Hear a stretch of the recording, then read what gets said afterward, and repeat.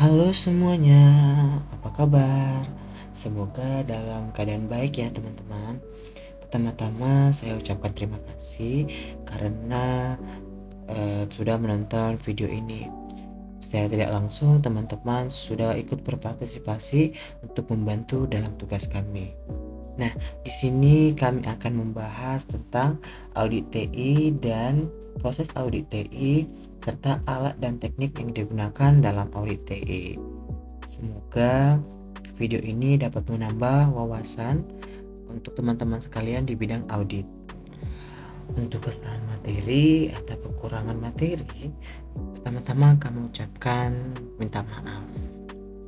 Nah, ada pepatah yang bilang tak kenal maka kata sayang.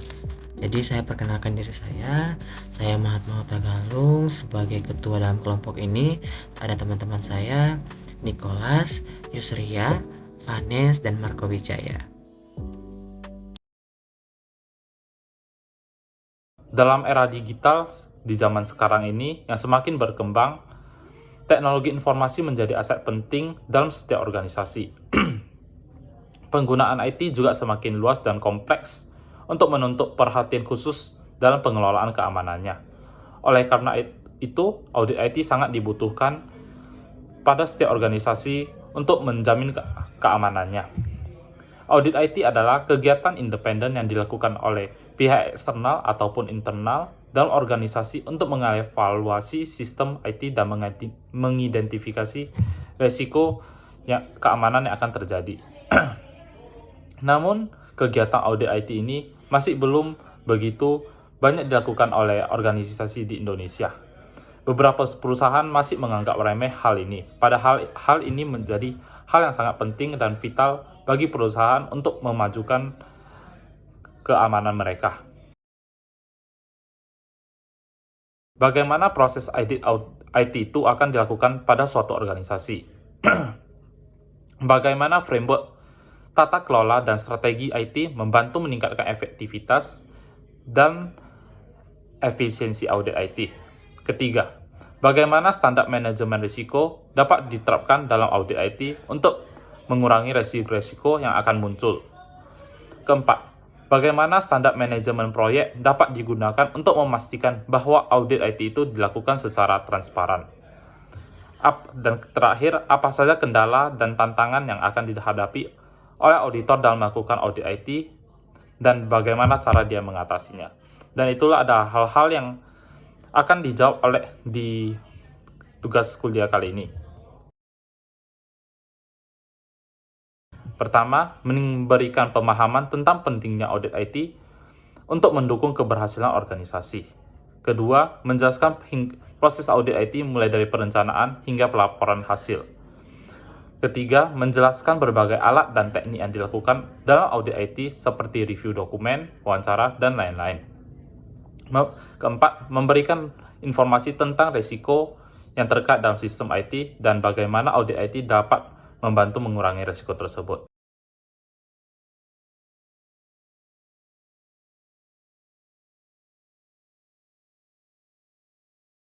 Jadi pertama-tama kita harus mengetahui apa sih audit TI. Nah, audit TI berasal dari dua suku kata, audit dan teknologi informasi. Menurut Susilo, audit adalah kegiatan mengumpulkan informasi faktual dan signifikan melalui interaksi, pemeriksaan, pengukuran, dan penilaian yang berujung pada penarikan kesimpulan secara sistematis, objektif, dan terdokumentasi yang berorientasi pada asas penggalian nilai atau manfaat. Nah, untuk TI, teknologi informasi sendiri itu merupakan suatu teknologi yang digunakan untuk mengelola data termasuk memproses, mendapatkan, menyusun, menyimpan, memanipulasi data dalam berbagai cara untuk menghasilkan informasi yang berkualitas, yaitu informasi yang relevan, akurat, dan tepat waktu yang digunakan untuk keperluan pribadi, bisnis, dan pemerintahan dan merupakan informasi yang strategis untuk pengambilan keputusan. Audit teknologi informasi atau TI adalah proses penilaian sistem TI yang digunakan oleh organisasi untuk menentukan apakah mereka memenuhi persyaratan keamanan dan kepatuhan yang diperlukan. Audit TI membantu organisasi untuk memastikan bahwa sistem TI mereka berjalankan secara efektif, efisien, dan aman. Audit TI ini juga membantu organisasi dalam memenuhi persyaratan regulasi dan hukum terkait penggunaan TI. Proses audit TI melibat beberapa tahapan, termasuk perencanaan audit, pengumpulan informasi, analisis data, penilaian risiko, dan penyusunan laporan audit. Dalam proses audit TI, auditor harus memahami sistem TI yang digunakan oleh organisasi dan menerapkan prinsip-prinsip pengujian dan penilaian kontrol secara untuk menilai keefektivitas dan keandalan sistem TI. Alat dan teknik yang digunakan dalam sebuah audit TI. Nah, dalam melakukan audit TI, tentunya auditor dapat menggunakan beberapa alat ataupun teknik-teknik lainnya untuk memastikan apakah audit TI ini efektif dan efisien yang dilakukan oleh audit. Nah, berikut beberapa contoh alat atau teknik yang digunakan dalam audit TI. Yang pertama itu adalah audit trail analysis. Nah, audit trail analysis ini adalah sebuah teknik yang memeriksa log aktivitas sistem TI untuk melacak apakah aktivitas yang dilakukan oleh pengguna sistem. Dengan melakukan audit trail analysis, auditor dapat memastikan bahwa akses ke sistem hanya dilakukan oleh orang yang berwenang serta melacak aktivitas yang mencurigakan. Terus yang kedua adalah penetration testing. Nah, ini adalah teknik untuk menguji keamanan sistem TI dengan melakukan serangan simulasi. Dan melakukan penetration testing, auditor mencoba memanfaatkan celah keamanan dalam sistem TI untuk mengetahui apakah sistem dapat bertahan ataupun tidak bertahan dari serangan dari luar. Nah, yang ketiga, compliance testing. Nah, compliance testing adalah sebuah teknik untuk memeriksa apakah sistem TI sudah sesuai dengan standar dan peraturan yang berlaku di dalam organisasi tersebut. Auditor melakukan compliance testing untuk memastikan bahwa organisasi sudah memenuhi persyaratan yang dibutuhkan oleh pihak regulasi. Yang keempat, data analis. Data analis adalah sebuah teknik untuk memeriksa data sistem TI dengan menggunakan perangkat lunak khusus untuk mengidentifikasi pola atau anomali dalam data. Dengan melakukan data analisis, auditor dapat menemukan titik kelemahan dalam sebuah sistem TI dan mengidentifikasikan ke potensi risiko keamanan. Yang terakhir, interview dan observasi interview. Nah, ini adalah teknik yang dilakukan auditor dengan melakukan wawancara dan pengamatan langsung terhadap pengguna sistem TI dan staf TI. Nah, dalam melakukan TI ini, auditor dapat memahami bagaimana sih sistem TI bekerja dan melihat secara langsung bagaimana penggunanya mengoperasikan sistem tersebut. Selanjutnya, framework tata kelola dan strategi TI. Framework tata kelola TI atau IT Governance Framework adalah kerangka kerja yang dirancang untuk membantu organisasi dalam mengelola sumber daya dan aktivitas TI secara efektif dan efisien. Framework tata kelola TI memberikan panduan tentang bagaimana TI harus dikelola dan diawasi, serta bagaimana TI dapat menjadi bagian dari strategi dan operasi bisnis yang lebih besar. Framework ini mencakup panduan dan metode untuk mengidentifikasi, mengevaluasi, dan mengelola risiko TI, manajemen proyek TI, manajemen aset TI, dan lainnya. Framework tata kelola TI yang umum digunakan di Indonesia beserta referensinya yang pertama COBIT atau Control Objective for Information and Related Technology. COBIT adalah kerangka kerja yang dikembangkan oleh ISACA atau Information System Audit dan Control Association, dan IT Governance Institute atau ITGI untuk membantu organisasi dalam mengelola TI. COBIT mencakup 4 domain utama, yaitu perencanaan dan pengorganisasian, akuisisi dan implementasi, pengirim dan dukungan, serta pemantauan dan evaluasi. Yang kedua, ITAL atau Information Technology Infrastructure Library adalah kerangka kerja best practice yang membahas tentang manajemen layanan TI. ITAL terdiri dari 5 fase, yaitu strategi layanan, desain layanan, transisi layanan, operasi layanan, dan perbaikan layanan. Yang ketiga, ISO atau IEC, Corporate Governance or Information Technology, adalah standar internasional yang membahas tentang tata kelola TI dalam konteks korporat. Standar ini memberikan panduan bagi pengambil keputusan dalam organisasi untuk mengelola TI secara efektif. NIST Cyber Security Framework adalah kerangka kerja yang dikembangkan oleh National Institute of Standards and Technology untuk membantu organisasi dalam mengelola risiko keamanan cyber. Kerangka kerja ini mencakup 5 fungsi, yaitu identifikasi, perlindungan, deteksi, respon, dan pemulihan.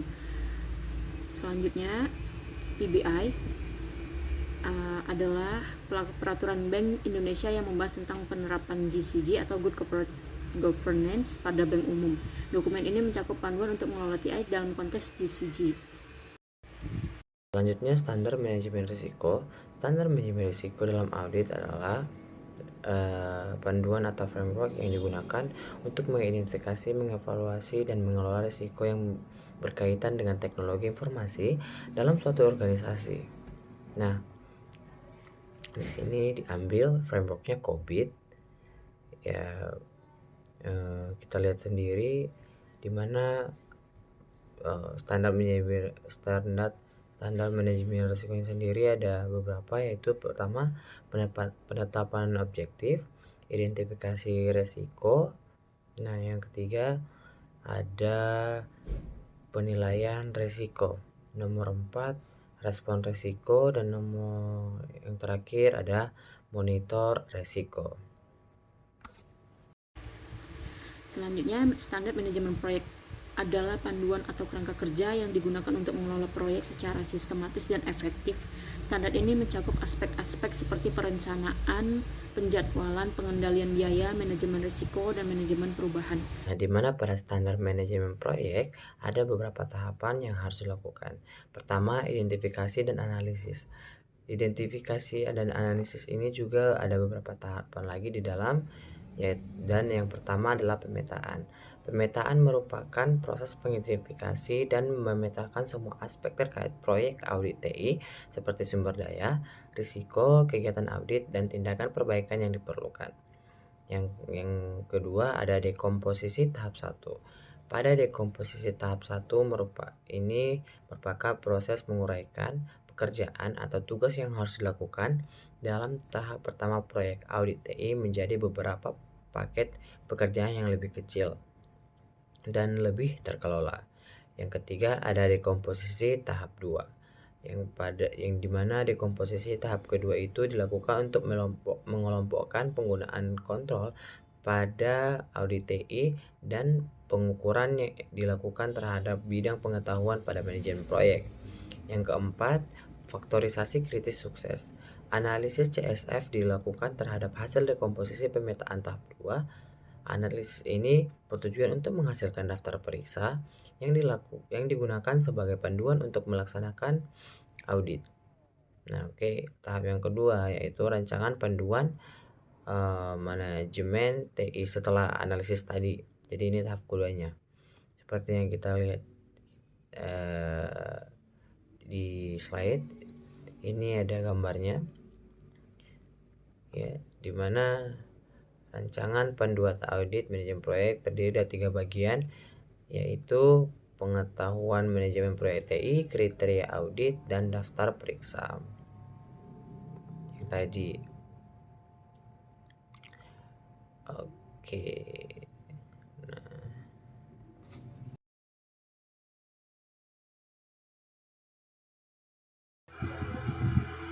Jenis penelitian berguna untuk membantu penelitian dalam melakukan audit TI dan memperoleh data yang dianalisis menjadi informasi yang membantu dalam pengambilan keputusan. Beberapa jenis penelitian yang digunakan untuk mengaudit TI antara lain penelitian deskriptif, penelitian kuantitatif, penelitian eksperimental, dan penelitian kasus.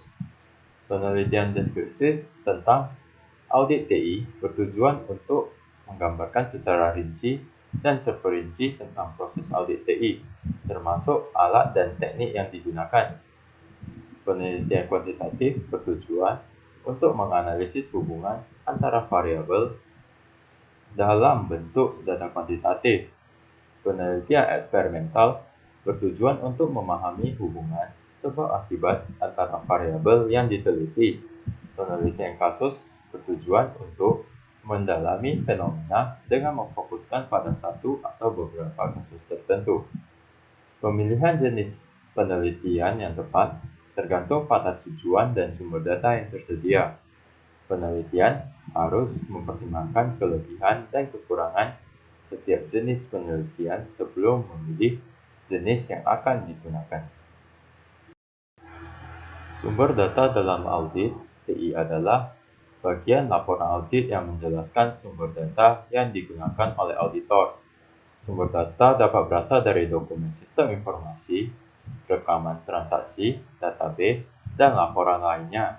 Penjelasan tentang sumber daya yang digunakan sangat penting dalam laporan audit karena membantu pembaca laporan memahami proses audit dan bagaimana auditor menggunakan sumber data tersebut untuk mengevaluasi efektivitas dan kendala sistem informasi. Teknik pengumpulan data adalah metode untuk mengumpulkan informasi dalam sebuah penelitian atau pengamatan. Dalam mengaudit TI, teknik pengumpulan data yang dapat digunakan meliputi wawancara dan observasi. Tujuannya adalah untuk mendapatkan data yang diperlukan dan relevan dengan topik yang diteliti atau diamati. Yang pertama, wawancara. Bertujuan memperoleh informasi dari individu atau kelompok yang terlibat dalam sistem TI. Yang kedua, observasi. Pengamatan langsung terhadap sistem TI yang sedang diaudit. Observasi dapat dilakukan dengan mengamati aktivitas pengguna, interaksi dengan sistem, atau keadaan fisik perangkat keras. Yang ketiga, review dokumentasi. Penelaan dokumen seperti kebijakan, prosedur, dan dokumen teknis untuk memperoleh pemahaman tentang sistem TI yang diaudit. Yang keempat, pengujian. Pengujian teknis pada sistem TI yang sedang diaudit, misalnya pengujian fungsionalitas, keamanan, atau kinerja sistem. Yang kelima, survei. Pengumpulan data melalui kuesioner atau formulir tertulis yang dapat dikirim secara online atau offline kepada pengguna atau kelompok yang terikat dengan sistem TI. Pemilihan teknik pengumpulan data yang tepat sangat penting untuk memastikan bahwa data yang diperoleh adalah akurat dan dapat didahulukan untuk tujuan penelitian atau pengamatan tertentu. Teknik analisis data dalam audit TI adalah metode atau cara untuk menganalisis data yang telah dikumpulkan dari sistem TI yang sedang diaudit. Teknik ini bertujuan untuk mengevaluasi kendala, keamanan, efektivitas, dan efisiensi dari sistem TI yang sedang diaudit. Terdapat beberapa teknik analisis data dalam audit TI yang umumnya digunakan di Indonesia, antara lain, yang pertama, analisis deskriptif. Teknik analisis ini digunakan untuk memberikan gambaran tentang data yang terkumpul dengan menghitung ukuran-ukuran statik dasar seperti frekuensi, mean, median, modus, dan standar deviasi. Teknik ini berguna untuk menjelaskan karakteristik data serta membandingkan antara data yang berbeda dalam sistem TI. Yang kedua, data korelasi. Teknik analisis ini digunakan untuk mengevaluasi hubungan antara dua atau lebih variabel dalam sistem TI. Yang ketiga, analisis regresi. Teknik analisis ini digunakan untuk mengevaluasi hubungan antara variabel independen dan variabel dependen dalam sistem TI. Yang keempat, analisis trending. Teknik analisis ini digunakan untuk mengevaluasi perubahan atau tren dalam data dari waktu ke waktu dalam sistem TI. Yang kelima, analisis cluster. Teknik analisis ini digunakan untuk mengelompokkan data yang serupa berdasarkan karakteristik tertentu dalam sistem TI. Yang keenam, analisis risiko. Teknik analisis ini digunakan untuk mengevaluasi risiko yang terikat dengan sistem TI dan menganalisis efektivitas kontrol keamanan yang telah diterapkan.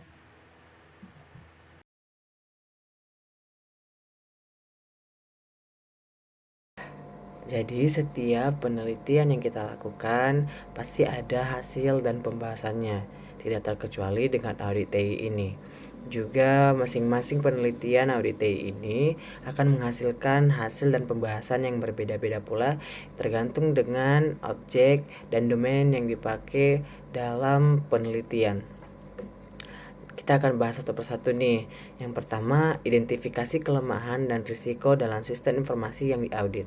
Audit TI dapat membantu mengidentifikasi kelemahan dan risiko pada sistem informasi yang diaudit, seperti celah keamanan, kerentanan dalam sistem, atau pelanggaran kebijakan. Yang kedua, rekomendasi perbaikan dan peningkatan sistem informasi.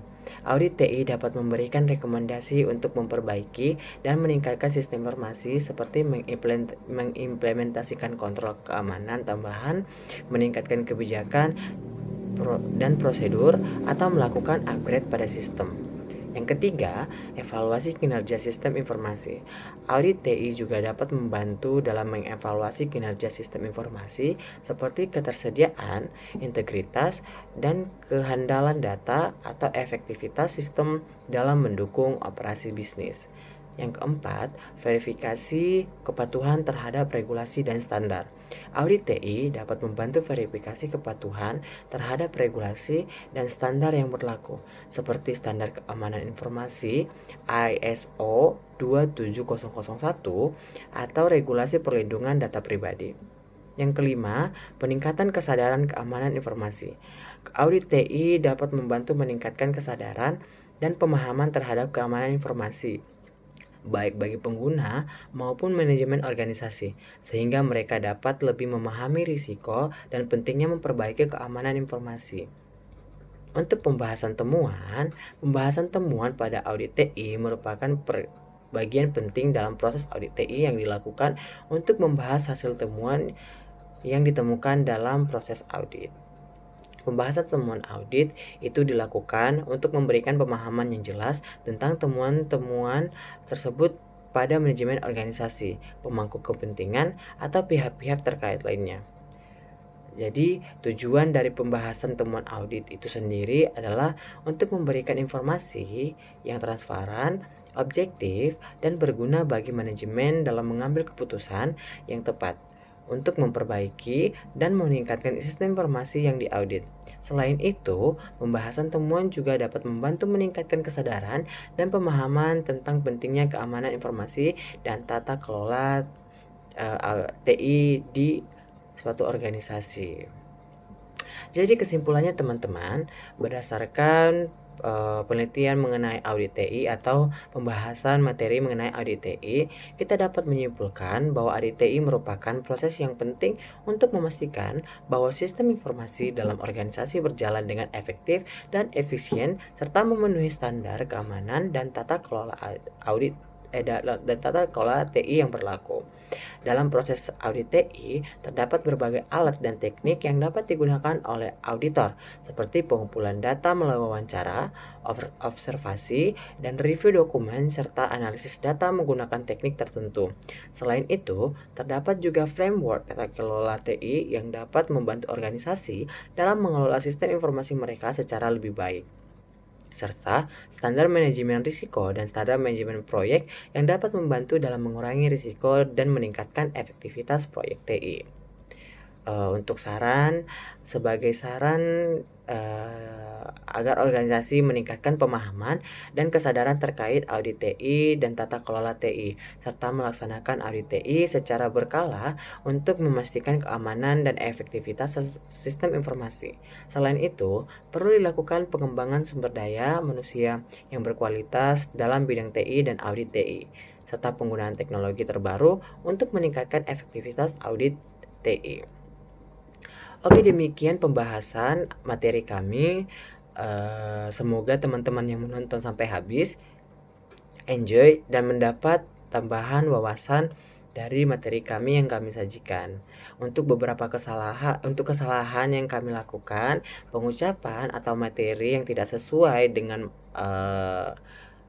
ada materi yang tidak sesuai dari judul kami, pertama-tama kami mengucapkan minta maaf kepada teman-teman sekalian. Sekali lagi terima kasih untuk teman-teman dan dosen yang telah menonton video kami sampai habis. Akhir kata, saya ucapkan terima kasih.